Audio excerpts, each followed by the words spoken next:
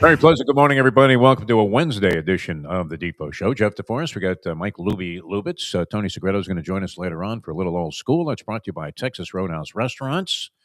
Ed Garcia from Texas Roadhouse Restaurants has to be euphoric because the shape of the ball is not necessarily the one that he was looking forward to seeing produce a national championship. But little round ball, Michigan, a big ball game last night. Nebraska 3-5.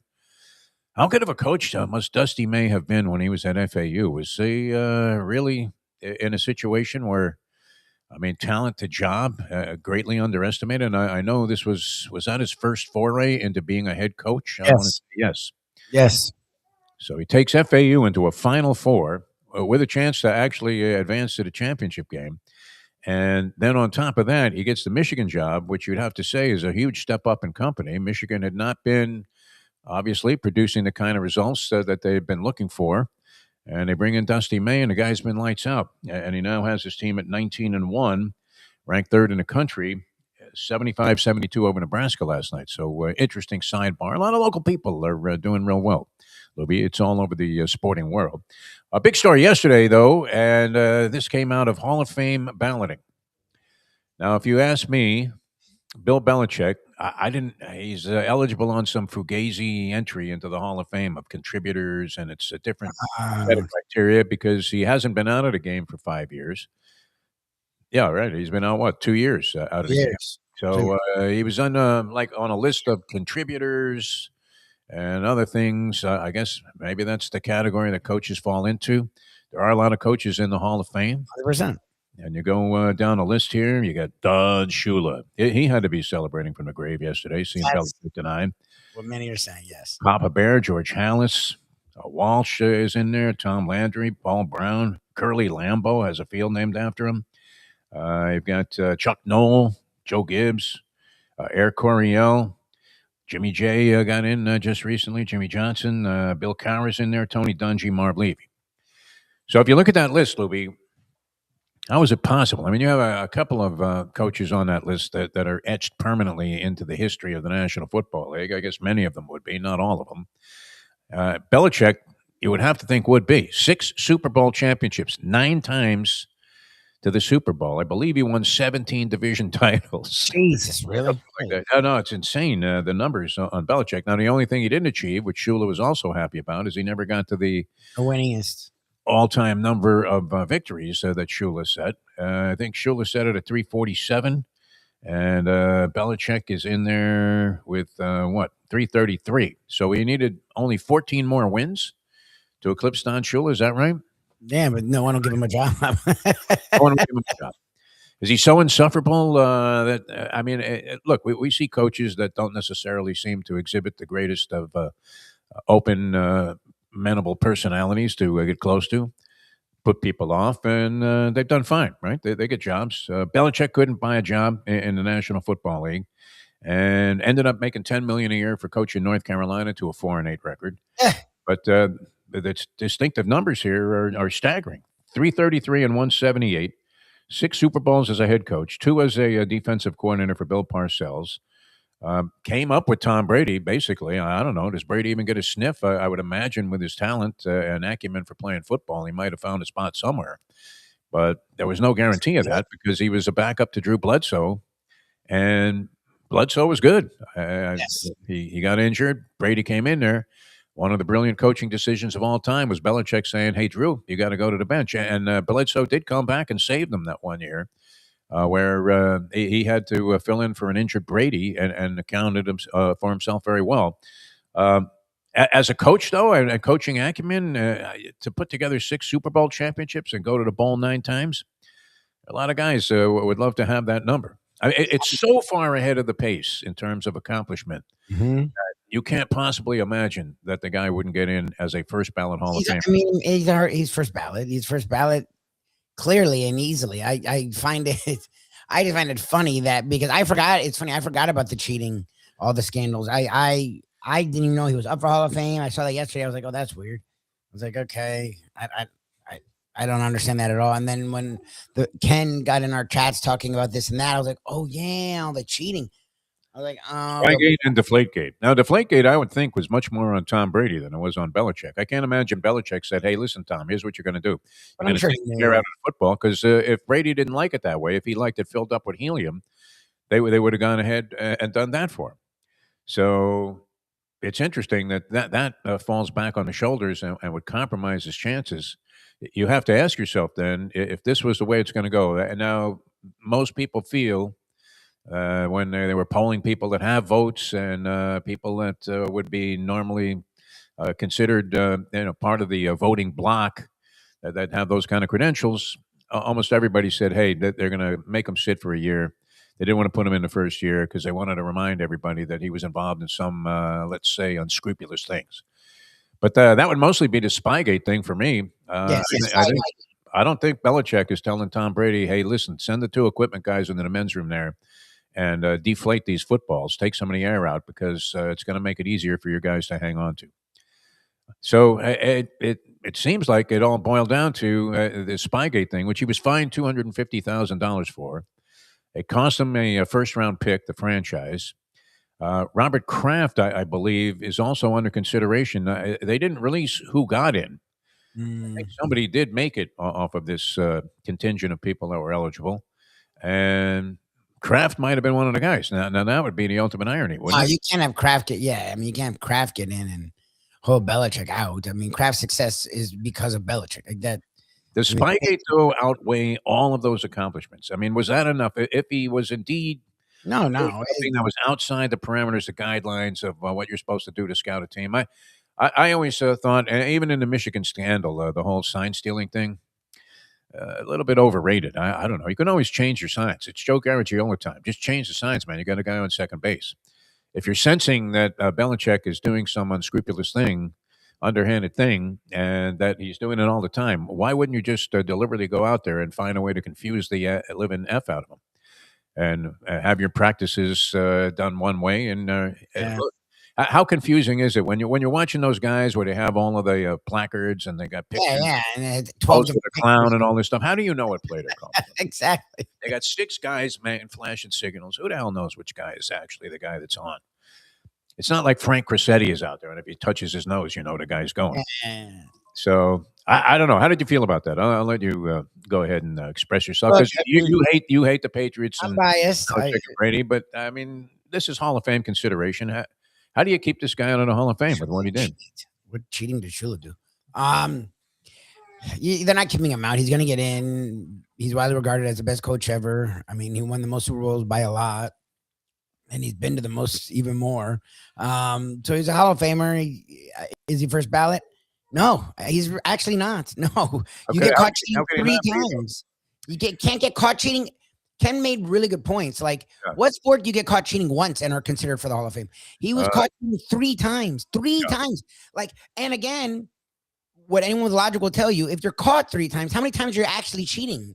Like, oh, they got you the only three times you cheated. Yeah. Like, and it was throughout his career, right? Like, it wasn't, oh, he just cheated early, but then he got like the Barry Bonds thing that he still isn't in the Hall of Fame, by the way.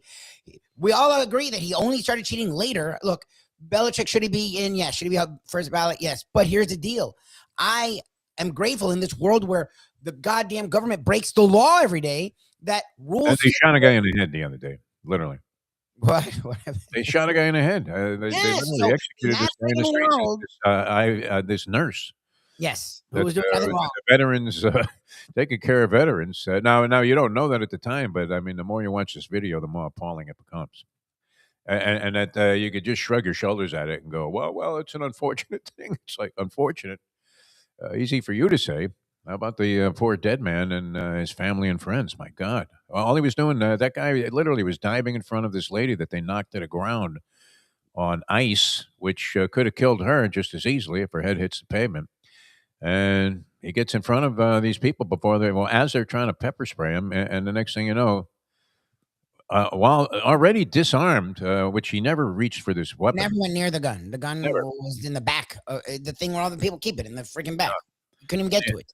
These are the same people that are screaming that don't take our guns away. And every time there's a school 100%. shooting, the It's all, Marco Rubios of the world get up there like he did at that Parkland town meeting and say he gets asked directly by like a 14-year-old, "Hey, are you going to continue to take money from the gun lobbies?" And Marco's like, "A how many?" He went cramping. Yep.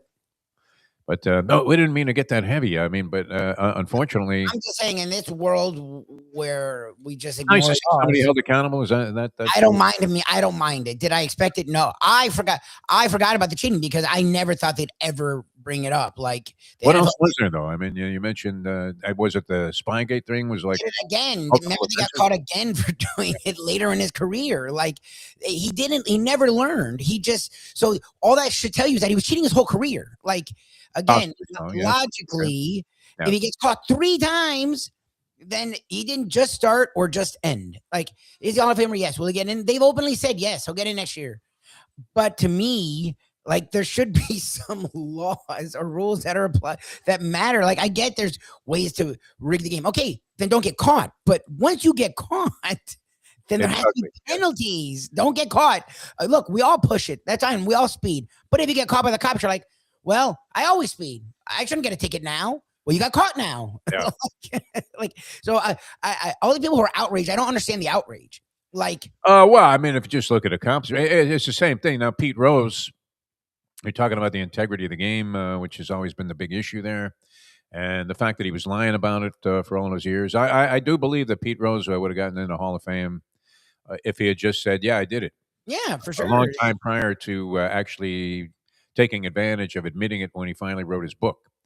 That oh, by the way, I might have made a few bets, but none of them were to impact the game in any negative fashion. Come on, Pete, are we supposed to buy everything that you're telling us now when you've been lying to us for 14 years? I believe, and I also believe that had Bart Giamatti not checked out, that he would have gotten in after a year because I thought, I don't know this for any fact or anything, but and I don't know that it's ever been brought out with any conclusive evidence that they had a wink-wink deal that Pete was going to accept this lifetime ban with eligibility to come back after 1 year. 1 year would go by, Pete would become contrite, maybe even admit that he'd been on baseball, and they'd go ahead and put him in the Hall of Fame. So he went to his grave without having that distinction from a credential standpoint. Did anybody deserve it as much as Pete Rose, the all-time hits leader by a mile? 4,000 plus hits in his major league career. Incredible. In an era where we no longer care about batting average. I mean, the Polyman sent me something the other day. When Mickey Mantle won his Triple Crown, he actually hit like 358, Lubie, showing you how things have changed. So the criteria changes. In this case, the numerology is so overwhelming in Belichick's favor. That might have been overlooked, but was it to you? I know he was doing this repeatedly, but what was it that he was doing exactly? Was it so serious that you would deny him the acknowledgement of his accomplishments throughout his career?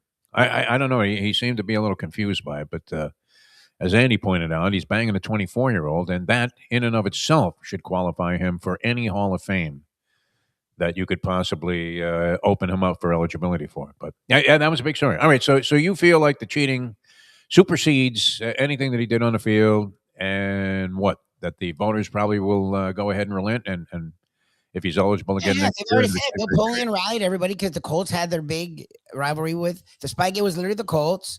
Like that, he was like, "Look, the dude does not deserve to be a first ballot Hall of Famer. He was caught cheating multiple times. Like, how is that? Again, in any other sport, that guy's not even put on the ballot." Like to the point, and we know Barry Bonds did steroids. We know that obviously he did it. He never got caught.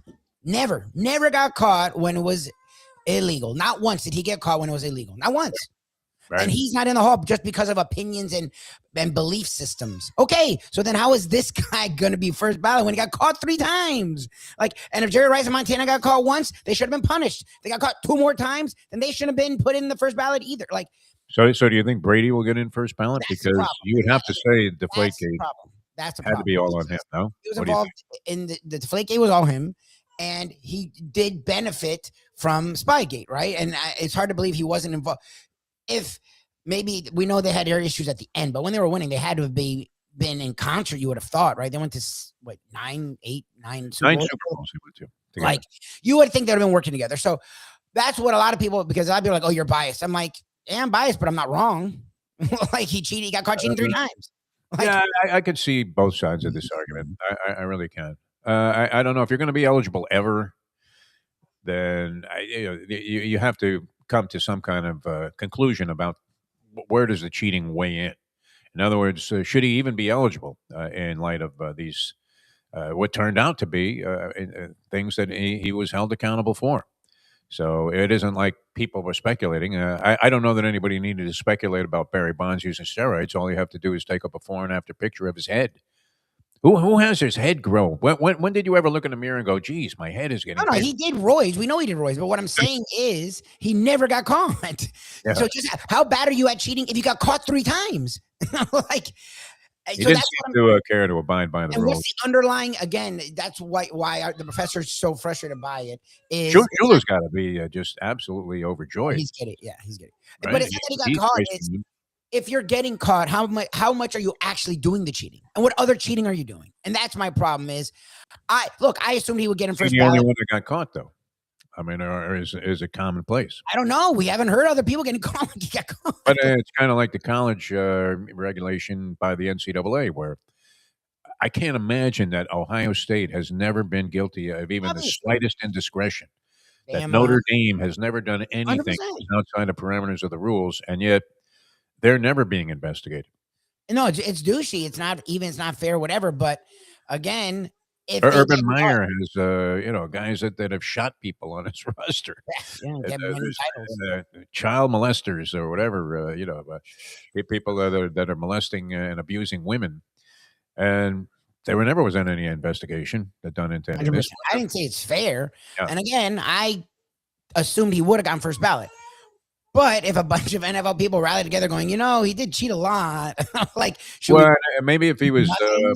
more generous with his And he was approach. a douche, and he was a Right. jerk. All the Barry Bonds stuff. Yeah. I mean, Because holier than Bonds was despised by the press because he was an asshole to the press, as was Belichick. for the most Belichick was worse, actually. Bonds would at least do interviews. He was just bitter all the time. Like, Belichick was the worst. Belichick would literally you couldn't understand him. It was like Shaq times 10. Like, you don't even know what he was saying the way he would talk. That's how condescending he was, and thought how stupid the press was now. And now he makes his money being a part of the press, Yeah. like they all do. Like, Which is good. he didn't ingratiate himself either. Like, again, would I have done this? Probably no. The guy is the greatest coach ever by track record. But I applaud them for doing it, because there should be consequences for getting caught. Not cheating. Everyone cheats. It's when you get caught. Like, if you get caught blatantly 3 times, how is there no consequence? Oh, go right in, buddy. Like, come on. I mean, that would be weird. Welcome to the hall. Here's a yellow jacket. Yeah. All right, so that was a big story. I don't know. I mean, Belichick supposedly is like a really cool guy if you're among his small circle of friends. Jimmy Johnson loves the guy, takes him fishing all the time, and says he's a riot. So a lot of people don't see that side of him. He seemed to be. Was he well liked by players? When you see those clips, NFL film clips, these brave young men, and you see Belichick goofing around with guys on the field, it seems like he was okay in terms of his relationship with players. Yeah, I mean, Hall of Fame credentials, without a doubt. The fact that he didn't really endear himself to anybody by being pretty much of an insufferable ass in terms of the way he treated the press and his media persona probably did as much damage as any of the cheating incidents. But it's good. I'm glad you're on the side of righteousness, Lubie. Again, if Don Shula got caught cheating and him being disciplined doesn't make it less egregious. Shula Joe Jackson got disciplined and then also was kicked out of the game. Like, when you get caught cheating, you get punished, and then there's consequences. What is going on with this fucking world that we live in? And pardon my French. Are you kidding me? Like, how is there? If they want to punish him for getting caught, they're allowed to. Sure. They have to know. Would everyone have done it? No, because we live in a world of lawlessness. But that doesn't mean when you do, you're the bad guy. If you punish the person who got caught cheating 3 times, you're not the bad guy. Just like the guy who runs in with his gun in his back to help someone, then gets murdered, he's not the bad guy. Like, the guy doing This is the way of the world these days. You're right, Louis. Unbelievable. All right, check out. It was. He got caught. He was a part of Deflategate. If you don't think he was a part of Deflategate, you're a moron. You think Tom Oh, Brady was I'm sure he had some idea, going but behind Bill Belichick's back to do something that could get them all screwed? Really?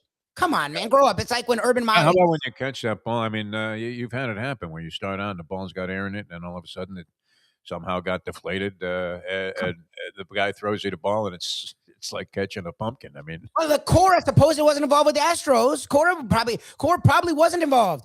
He got punished. Like, that's how it worked. You're the manager. Look, we love Patino. We love Patino. The dude literally drove to our studio and was there for an hour. The dude picked he us invited us to that from party. the airport. The dude literally had us treated like VIPs at his gala. Like, we love Patino.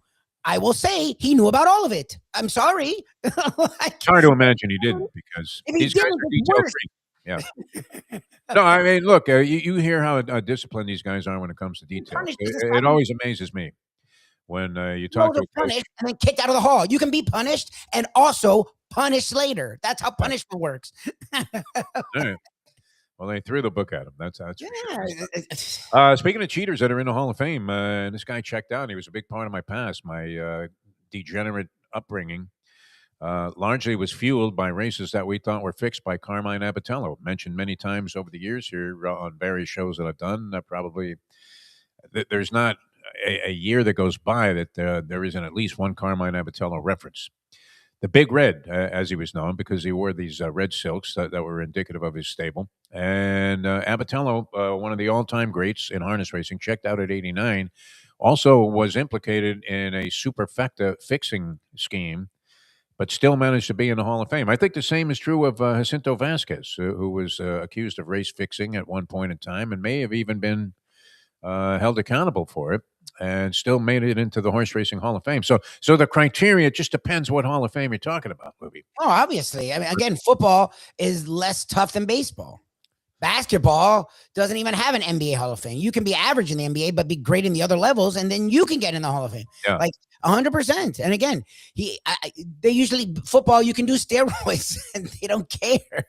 Like they don't. I don't know if they test for it. I guess now they're testing for performance stuff. How come? Yeah, I mean, how come you haven't seen more than? I mean, has there been more than one obscure or two suspensions for roid use in the NFL? Yeah, It's impossible to believe none of these guys are juicing. They're all using it. Yeah. It's football. Like so. Again, play this game 17 times in a regular season, and then go on and play 3, possibly 4 playoff games without an excessive amount of performance-enhancing drugs. It's incredible. I mean, I'm watching these guys get injured. It happened again last night at the Australian Open. These tennis players can't survive 7 matches in a tournament. So, and that's over a 2-week span playing tennis.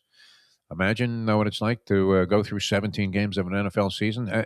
Have you seen any suspensions? I want to say none, right? When was the last time we saw an NFL player suspended for juicing? You see more baseball players getting punished for that. It's crazy. So who's monitoring the cheating? I guess, and if everybody's doing it, is it okay? If you happen to be the guy that got caught, like you said, Lubie, you're going to have to find somebody who can get you out of that speeding ticket so you don't get any points on your license and get further screwed by your insurance company. Abatello checked out at 89, the Big Red. Checked out at 89. Ended up with 7,170 harness racing victories. Now, you have to consider the times because he made $50.3 million in purse money. But Jesus. When I was rolling into Roosevelt Raceway, circa, what would it have been? About like 1968, 69 is when I started going there. When my friends from high school, the purse money could not have been anywhere near what it would be today. Oh, no. And harness racing, of course, we haven't seen those monetary rewards escalate to the point that they have in thoroughbred racing, where we just had here at Gulfstream Park, what, a $12 million race. You don't see that in harness racing. The Hambletonian might be the biggest one. There's probably a handful of races of that equivalent purse money-wise. So to win $50 million in purses when he was grinding it out as these claimers were running for $12,500 in a stakes race, pretty amazing accomplishment. Carmine Abatello, Big Red. 20 driving titles, Roosevelt and Yonkers combined. And also was effective other places around the country. You would think, and has what?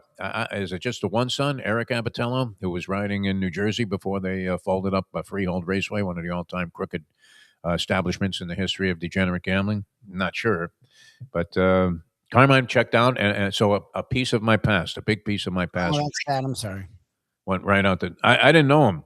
Oh no, but you've referenced Carmen Abatello a great deal. Abatello, because I don't know that anybody stiffed more 3 to 5 shots in the history of harness racing than Carmine Abatello. First of all, you have to be on a lot of 3 to 5 shots, and then you have to win your share of races to deserve that kind of street cred. But we always joked that his biceps had to be huge from pulling those horses back. I guess yank him, yank him. Carmine, what are you doing? The horse is flopping up in the air. They're like, you just pulled a fish out of the water. So he checks out and checks out a small piece of my degenerate past there in the process. Carmine Abatello. Anybody else lose a lot of money on Carmine over the years? I think Andy was probably pumping away there. I don't know. He might be too young, Andy, to have been part of that whole scene. All right. Many things happening. We have the Super Bowl still on tap. There was some coaching movement. Joe Brady gets a job with the Buffalo Bills. Joe Brady, I believe, a local guy from South Florida. Brian Daboll, who was the former coach of the New York Giants, at least until earlier this season when he got axed, is now the Titans offensive coordinator. Ironically, 2 fired head coaches from the New York market from just a couple of years ago. Well, Daboll was there this year. Robert Saleh was there until this year. Yeah. And now they are united as head coach and OC. Which is a nice combo. Saleh finally got it right. I mean, I think Daboll's a really good OC. Could be, yes. He's been a head coach. So if you're Saleh, you can just let him have the offense, which is what Saleh's struggled at. And Saleh, as we know, Saleh had half the defense gone, and the Niners were still doing damn. Made it to the second round. Like, Saleh's a good defensive coach, so that's an interesting combination. And we saw Vrabel have success in Tennessee, so it's definitely possible. I mean, they'll spend and they have Cam Ward. Been pretty. They have Cam, and he had a really first year, but most people give him the credit that it's not him. That team needs a lot. So we'll see. I thought it was a very interesting hire. And it's so funny. Buffalo fans are not happy about Brady. I love Joe Brady. Like, I wanted the Dolphins to hire Joe Brady. Like, I think he's this young up-and-coming dude that Josh Allen's had his most success with Joe Brady. So, and Daboll, who was with Joe Brady. So I don't know. I think Joe Brady's he's young. He hasn't had that many jobs. But the dude is really good, and he's very creative. Again, Josh Allen was doing everything he could to lose that game. Joe Brady's play calling is what kept them in that game. Like, they don't have a lot of talent. Allen was turning it over left and right, and Brady kept coming up with plays out of his ass that were fantastic. And I'm like, thank you. Like, that's what an offensive coordinator's supposed to do. Like, find the good play, not work into the bad play. Yeah. So, like, I don't know. I like Joe Brady. I thought that was I guess it was just a lazy hire because they were supposed to. Well, they interviewed virtually everybody. I mean, they interviewed Phillip Rivers. I think they even interviewed like Stephen Colbert for the head coaching position. They were all over the map, the Buffalo Bills, to try and find somebody who could go deeper into the postseason than Sean McDermott, who is still dangling out there. What jobs are left open, Lubie? It seems like most of them are getting filled. Did Arizona hire somebody yet? I don't know that anybody really wants that job because it seems like a hopeless situation, or has been for some time. What's left out there to determine? The Steelers hired McCarthy. Did the Cardinals hire? The Cardinals, I don't think hired anyone. Yeah, right? that's. I think Arizona probably remains open. Cardinals, Browns, and the Raiders. The Raiders, yeah, hired anyone.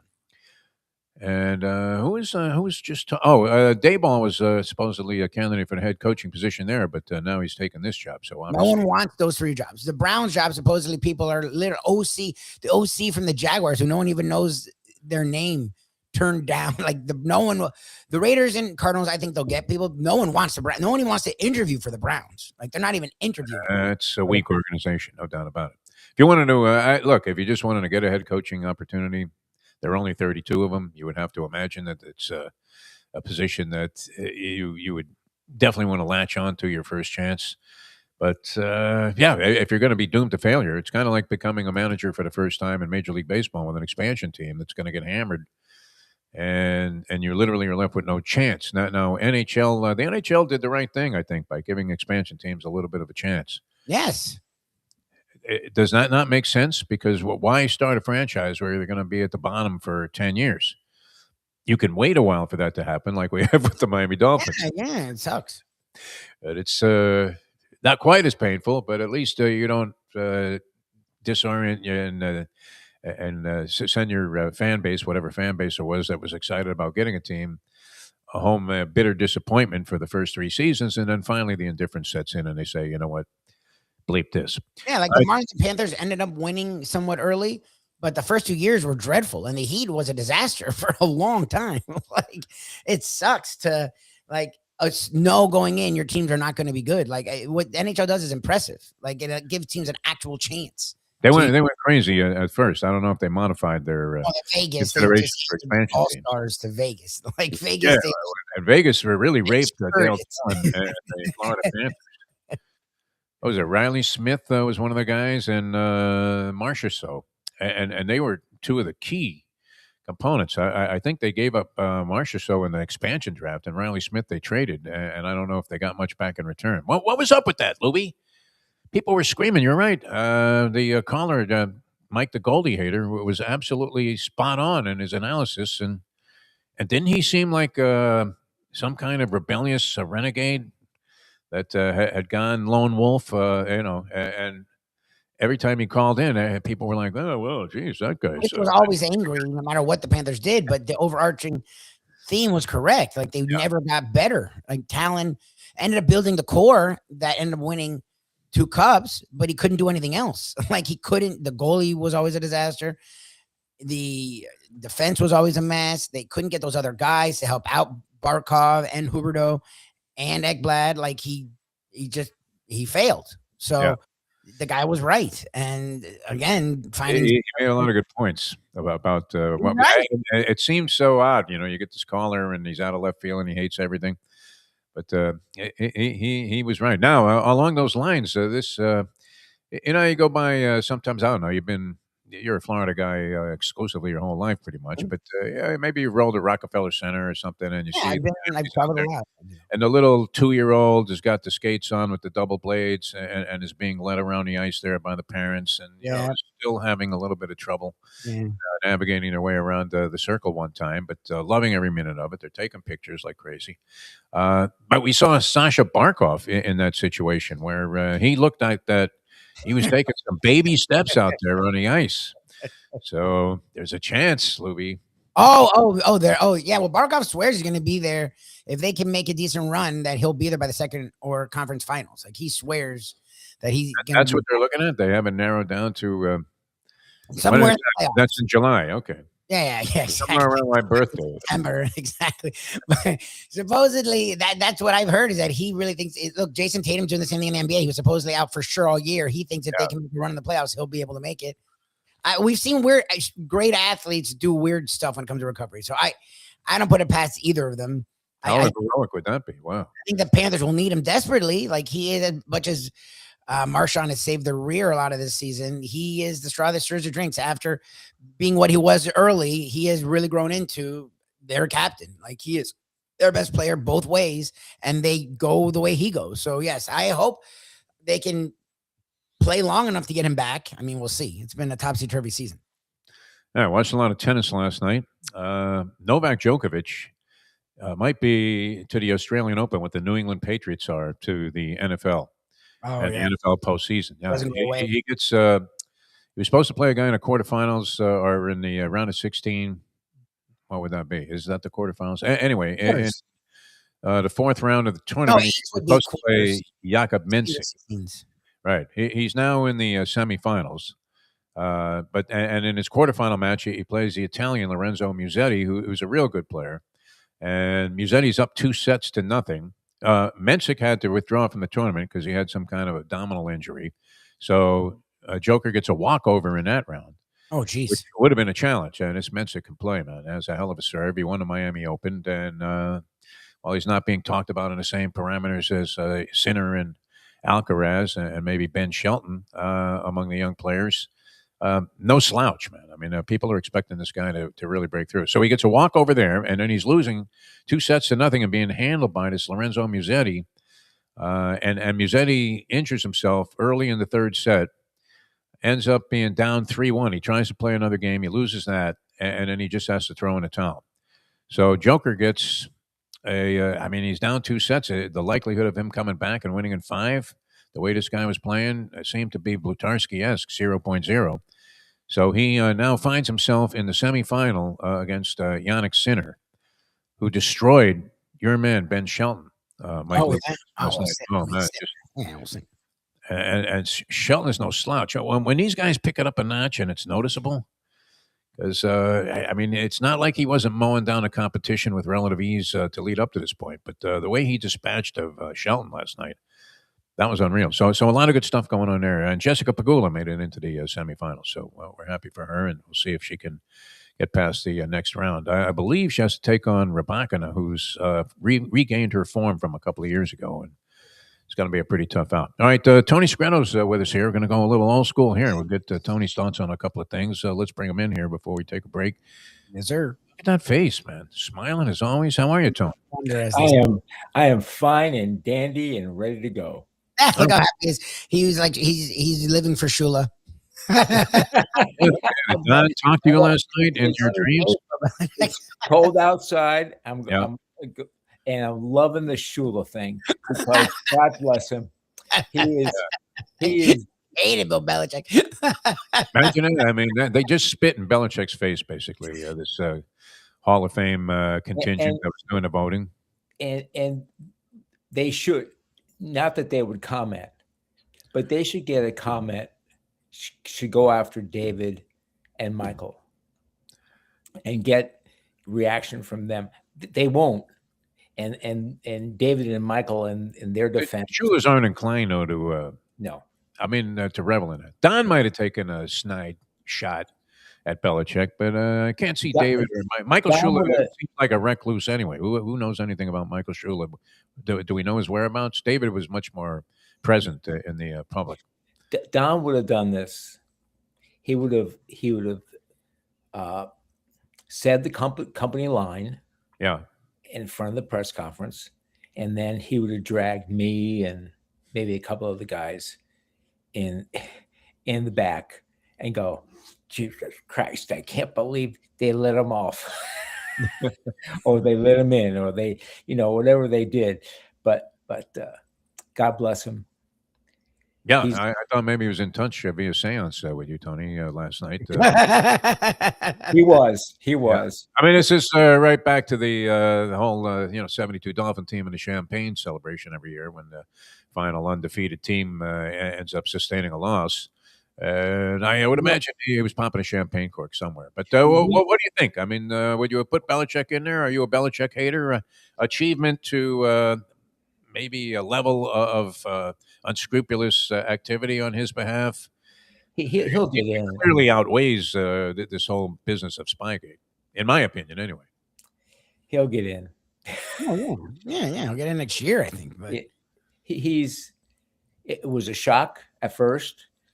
I didn't even know he was eligible. I came out of nowhere yesterday. I thought it was 5 years. I saw this story. Belichick denied Hall of Fame. I'm like, well, what Hall of Fame? Yeah, exactly. The Harness Racing Hall of Fame? The Boston Hall of Fame. Was he a driver? Did he have a stable? I didn't understand. I was like, I thought that I know coaches, they don't follow the exact rules. I know like coaches like in the NBA, they'll be Hall of Famers while they're coaching. So like I get it, but I thought that I was like, okay. He just quit. Yeah, he was a coach 2 years ago. Coached, and no one gave him a job. Like, okay. Shouldn't you have to wait? I thought everybody waited 5 years. He was in. How could coaches be in this Meshuggah category of contributors? Like, why would that be a separate category? I understand players, coaches. Okay, maybe you don't have the exact same rules, but you would think that you would have to be out of the game to 5 years. That would be applicable to coaches as well as. Yeah, I mean, look, if you have some owner and he's just about to check out, he's on his deathbed, and you want to wave something, fine, put him in the Hall of Fame before he goes. But anyway, like I said, I didn't even know he was eligible. I didn't know any of this voting was going on. I guess around the Super Bowl is always when they have to reveal. Remember how painful it was all those years, Lubie, when Bob Kuchenberg would stop by, or somebody who was Jerry Kramer would. Jerry Kramer, yeah. Jerry Kramer every year was eligible, Tony. I don't know. Maybe he's a Hall of Famer. And every year you had to ask him, and he was doing 30 of these spots. They walk on, and everybody's like, "Well, Jerry, you're eligible for the Hall of Fame." Kuchenberg was the same. Yep. Yeah. Yep. What would it mean to you to get in after Yeah. 14 years of being denied? After I would 14 years. like 30 times he would have to go around and start crying like, oh, I can't believe it, what an honor it would be, like, all right. I mean, just because of the fact that these guys were in such agony over it, you would have thought they'd give him a free pass, but that this was always the time. So I guess that's where this Belichick stuff came from. But I would have thought you had to be out of the year. Coach would have to be out 5 years also. 5 years. But apparently not, Tony. Apparently not. Apparently not. We don't know the rules. That's for sure. You didn't have any interest in Carmine Abatello as a harness driver, did you, Tony? This was a New York thing. You weren't really like a New York guy. Yes, I You go to was. Roosevelt Raceway or Yonkers at any time in your life? Yeah, because my uncles owned horses. Oh, Get nice. out of here. I Trotters. thought he was a bookmaker. And he owned horses too? Bookmaker. He wasn't a bookmaker, although maybe in the past. He owned. Wasn't harness somebody in horses. your family involved in like a numbers game or something? No? Nothing? All right. Didn't you mention at one time that I guess so, it was another Tony Segreto. I'm sorry. So, all right. So anyway, so he owned horses. He owned the trotters, and Yeah? we went to the races, and How old was this? A young Segreto? Like you couldn't get in if you were a kid. couldn't get in until you were what, I 18? think you had to be 18. Yeah. No, that couldn't be because we were going when we were 16. I don't know. We didn't have phony driver's licenses or anything like that because you almost had to be 18 to get a driver's license. No, 16. You're right, 16. Might be 16. Might have been. Yeah. And we went to the Yonkers. We went to what was the other one you mentioned? Roosevelt Raceway was out on Long Roosevelt. Island. Yeah. Went to Roosevelt Raceway, and Right by Fortunoff's. It was a big Fortunoff's parking lot. Yeah. And we watched Carmine stiff any number of horses where even as teenagers, we could clearly see that this guy was doing something that wasn't anywhere near on the level. And I always thought harness racing was the most crooked of all sports. oh yeah, by far was it. Maybe not anymore. They may be of high integrity at this point. Seeing some What do of the they even have harness racing now? it's limited. Let's face it. The Meadowlands still goes. You got Woodbine, Mohawk, a couple of other smaller tracks. I mean, maybe. Imagine being in that game now. Well, there's big money in it also. These guys do okay, some of them. Less of them, obviously, than before. But yeah, it doesn't have its popularity. You used to go to Roosevelt Raceway or Yonkers, and the place was jamming. On a Friday, Saturday night? Are you kidding me? It was like going to a Yankee game when they were involved in a postseason. Very exciting. Speaking of Yankees, Yeah. Pompano Racetrack Yes. used to be Mickey Rivers' hangout. Well, that's funny. A lot of Yankees. Joe D was there. I met him there. Joe D. There's Alan Finkelson, the greatest ever PR guy next to Greatest, Ari. I mean, greatest, by far the greatest PR man ever. it's saying a lot. I mean, we've known a lot of good ones. Like I said, my man Frank Fiore was years there in Hialeah Park. You love Frankie, and Yeah, but that's- Finkelson was a show unto himself. It was like walking into a live rendition of a late night talk show with this guy. You're right. Yeah, we got our guests over here. We got Whitey Ford. Hey, Defo. Mick. You're like Mick. It's Mickey Mantle. He was a throwback when there were throwbacks. He knew how to treat people, and one of the things I guess this probably cost Belichick as much as the cheating scandals is he knew how to endear himself to the press just Yes, he by treating the press as if they had some level of importance or significance, whereas Belichick was constantly, pushing everybody out the door and doing his best to let you know what kind of disdain he had for him. Finkelson could not have been any more gracious. And what is his job? To generate publicity. And what do you want to do? You want to make sure that you mention, wow, I ran into this guy who was just like the greatest. And we were sitting there. That office was classic. And Steinbrenner, was pretty much involved because he had harness horses also. So Do you remember Charlie Callahan? vaguely, yeah. I'm trying to picture him right now as you mention his name with the fins. He was classic. He was just, he'd smoke a cigarette and he'd come out. Jack Allen was a PR guy with the fins. Yes. Yeah, PR he guy was a little before my time there. Yeah. When I first was covering the Dolphins, I want to say Harvey Green, I don't think had quite gotten there yet. Maybe I don't know. When did Harvey start? Because they had a few guys that weren't. They had one guy named White who came from Notre Dame who was a complete alienator of Yeah. anybody that wanted to cover the team. I mean, as I recall, and then Harvey must have come in and cleaned that mess up. Yeah. Talk about a nice long run. Chip, of course, was there. Our man Chip Namias, so he was good. All right, we're going to come back, Tony, in just a moment. We'll get into some things that are going on. Tony Segreto going old school with us. Brought to you by Texas Roadhouse Restaurants. Ed Garcia not able to make it today on a flight. Guy's only got like 16 restaurants he's taking. Yeah. You imagine doing that? I can't imagine this guy's workload. How the hell he does that? And gotta say, that is the best meal you're gonna get for the price. Without question. Prices have skyrocketed. I don't know what the Trumpster is telling people, but he must not shop much. I'm not For him to going look at a camera and say everything's going down. Yesterday I bought like some chicken that I was going to cook up for my dogs, and it was 2 for 1, which was the sign that immediately attracted me there. And then I'm looking, I'm going, yeah, but this is like paying 2 times what the price used to be for the 2 packages. Anyway, I mean, You have to use it by the day. Yeah.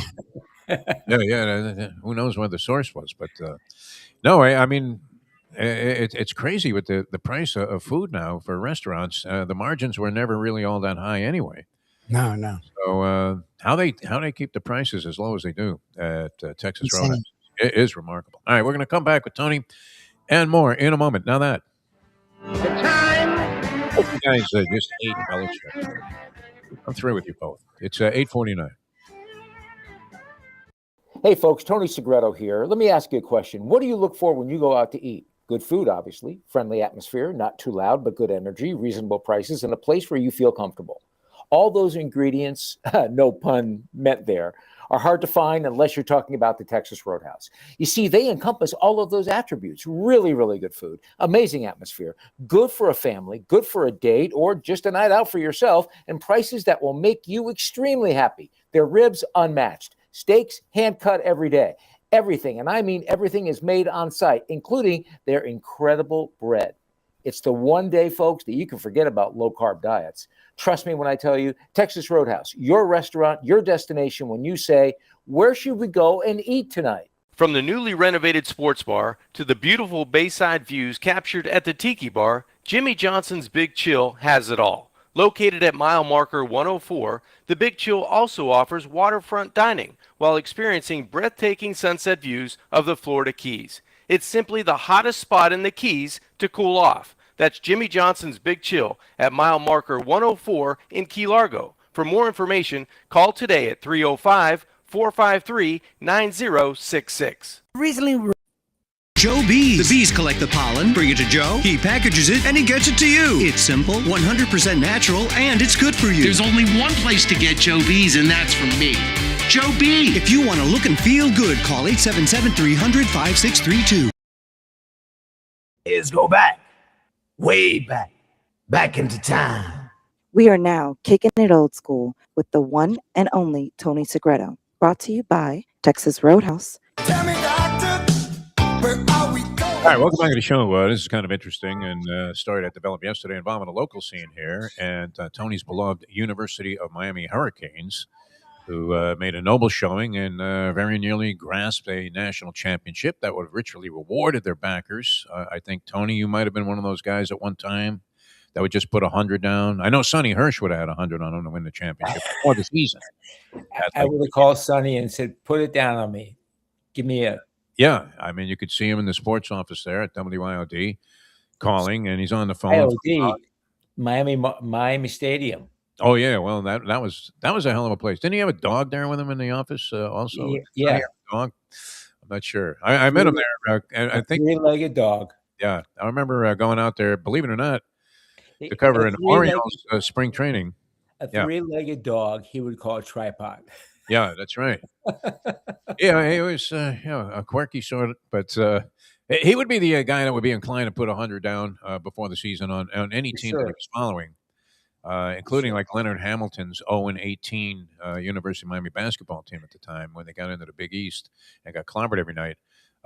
But I mean, imagine if you had done that here, you would have been sitting possibly on 5 dimes for your $100 investment, which would be a nice score. Now, that being said, they've gone out there and they've done it again. And you being old school, Mister Pure Amateur Sports, certainly must have trouble relating to what's going on here, as the Hurricanes now have signed this Mensa guy who might be a Mensa candidate. He went to Duke. I don't know if he attended classes there. Darian Mensa, who was trying, he had a contract already signed to play at Duke, and he somehow managed to squirm his way out of that, get the backing of the courts, and he's now a Hurricane.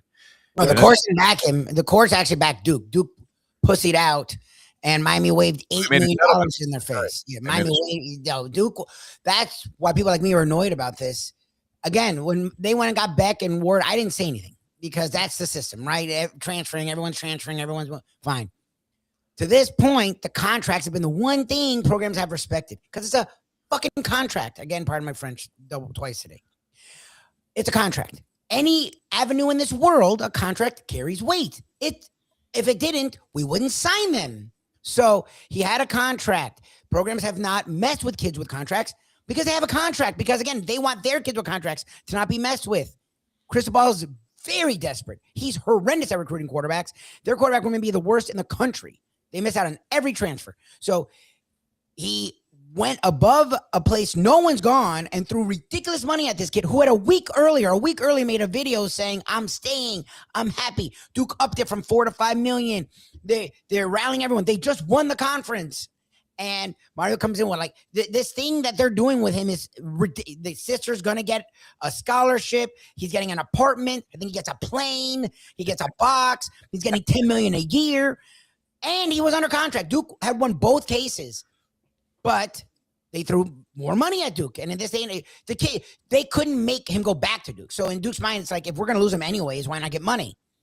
That's annoying because this was the one thing that could have pushed major change. Like what they did, no one was happy about.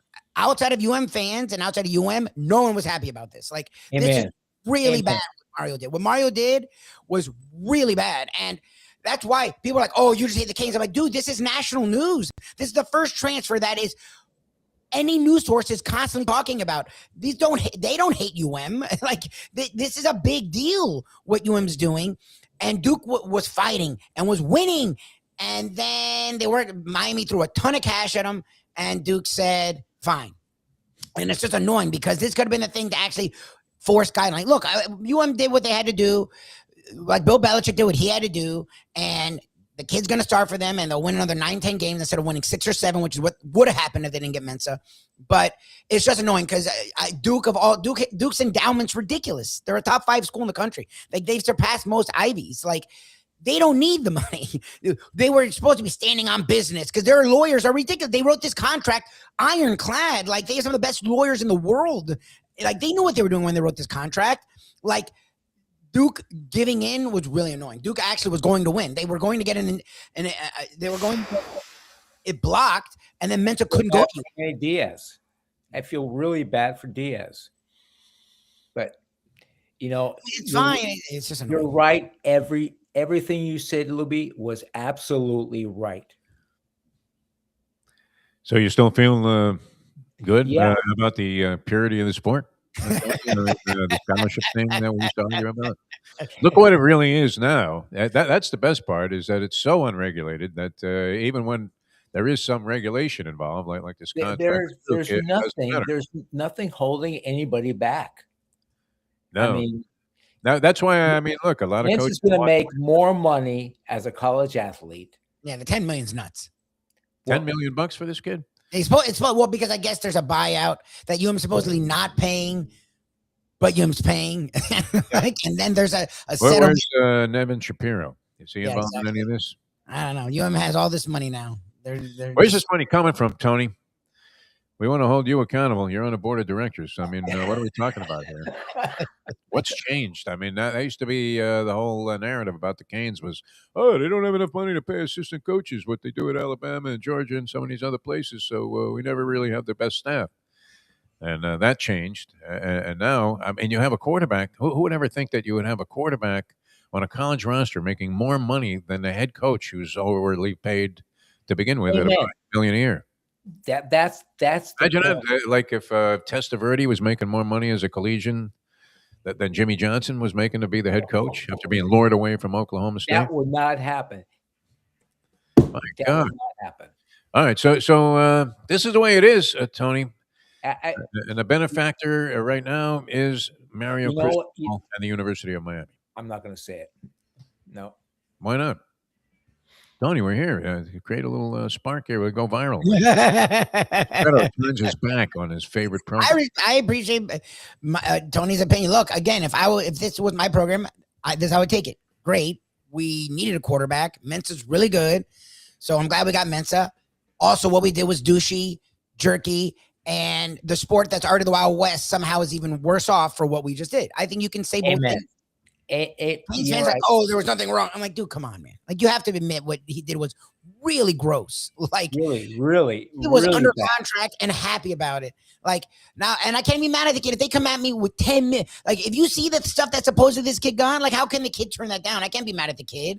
Like, I just, I don't know, man. I was hoping this was going to be the thing that was going to force change. Because again, everyone's doing it. I'm okay with. I want guidelines. I want structure. I want something. Like, and What this did was he get up supposed to front, be. maybe?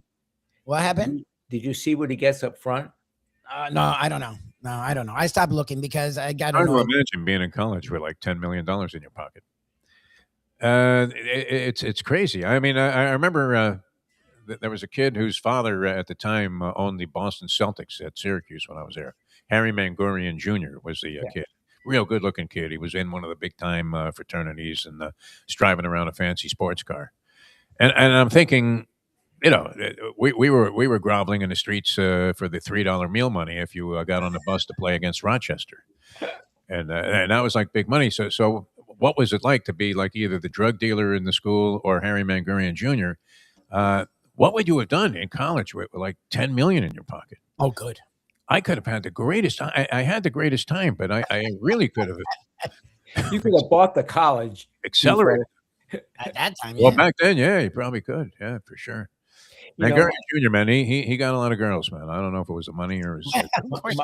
my daughter was down to two schools. It was either Syracuse or Florida State. Nice. And Syracuse we were really impressed with Syracuse. Syracuse is a great spot. Great school, but Yeah. you can't go from like October to like May. I'll never forget the first blizzard that hit me in the face at Syracuse. I was completely unprepared for it, even though I grew up in New York where it did snow, but it was nothing like this. This was Arctic tundra. This was, you're looking It for. was the dog day we were there. Yeah. It was Arctic tundra too, and it was just. Oh yeah. I mean, you caught a cold day because,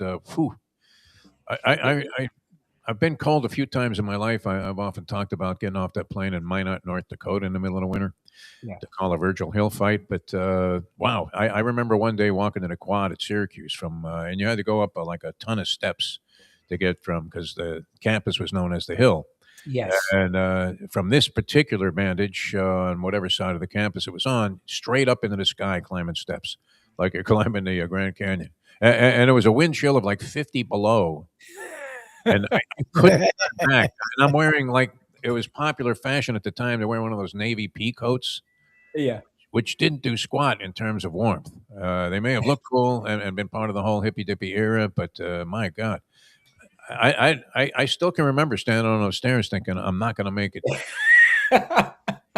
like you're looking to turn and eat somebody's flesh, that has already passed away on the climb. So it would have taken some adjustments. Let's put it that way. But it's a great school. So many broadcasters have come from that school. A lot of great writers too, sports writers. Amazing. It's amazing. Amazing. Yeah, no, it's a good spot. A lot of people that became very important in the industry were there when I was there.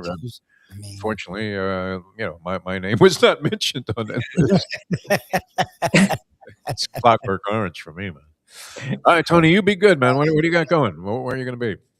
I'm going to be with you at Gulfstream on Friday. Oh, nice. Very good. Did you bet Skippy Longstocking? No, you didn't. I didn't. It's your loss. Give me, you know what? I should have. Give me another horse this Friday. You and think I'll ever hit something like that again? It was 21-1. Ever see me jumping up and down on his Friday shows because I just cashed a giant ticket? Never. Never. He's very quiet. Actually, that's true. He slinks off and then he slinks back. He does. He watches the races very quietly. He go, yeah. He very quietly. He goes off on the side. Yeah. I'm not one to start like running up and down screaming if I hit, but No, but you would do something. you at least know that I had some If you passing hit, interest in the race. Yeah. let me ask you this. The three of us go in and up, the four of us, Michael Mayo too. Mayo join. We go in on a bet. And if we win $1 million, Oh, good. $1 million. Give it all to Lubie. I don't need you to give it to me. I love how you guys think. Yeah. will you skip up and down the Oh, yes. the concourse there? Oh, sure. Are you serious? Even if I have to split it with you guys. Exactly. But I would claim it was exclusively my ticket, that I bought this ticket separately. There you go. You guys, Of course. out in the But cold. of course. Yeah. It's like, how do you know that your lottery partner is actually going to come clean, right? That Exactly. money could change their attitude quite a bit. What 400 million?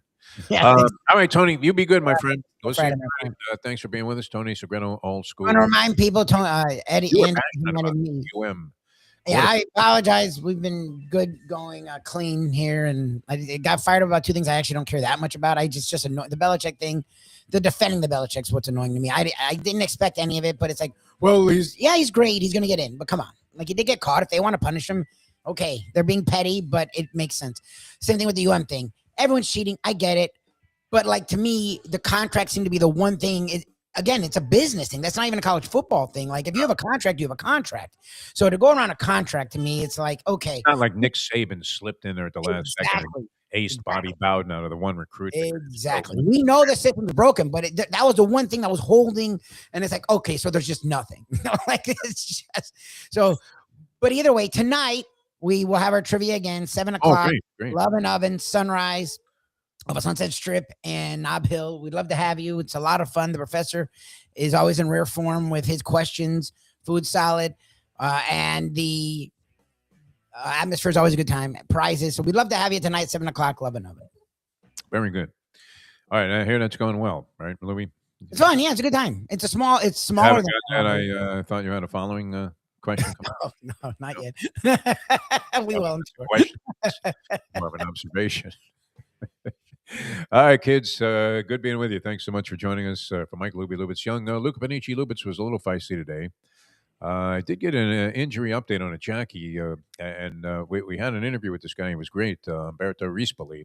Yes. Who, of course, was writing journalism in the Triple Crown races, won the Preakness, and then eventually lost the mount. And there were some questionable decisions that people were looking at by Rispoli, who's a bit of a character. I mean, he definitely is one of those guys that is going to have people react sometimes negatively, but he brings a lot of attention to what he does. And injured in a spill early, I believe, on Pegasus Day, and broke his leg. All kinds of the stuff these guys go through, man. If you didn't consider jockeys to be athletes, just from a pain threshold and ability to recover, it's unbelievable. So we wish him all the best. Was a real good guy when I had him on a couple of interview shows. So Umberto Rispoli. Quick recovery there. Broken leg, broken ankle, broken this, broken that. He sounded like Matt Kachuk in the Vegas Stanley Cup final. All right, we'll see you guys next time. Thanks so much for being with us. For Mike Lubie, Lubitz, I'm Jeff DeForest. We bid you a great day. It looks like it's going to be a beauty out there. Yeah, weather's great. I mean, the threshold you talk about for tolerating cold, people are literally freaking out because we had like sub 60 temperatures. No, this weather's glorious. It's amazing, right? I mean, you start to believe for even the briefest of moments, if you're an atheist, that there is a God. All right, we'll see you, kids. Thanks so much for being with us as we leave you know that. The time. 9:07. Let's go to eat a damn snack. Look what they done to my soul.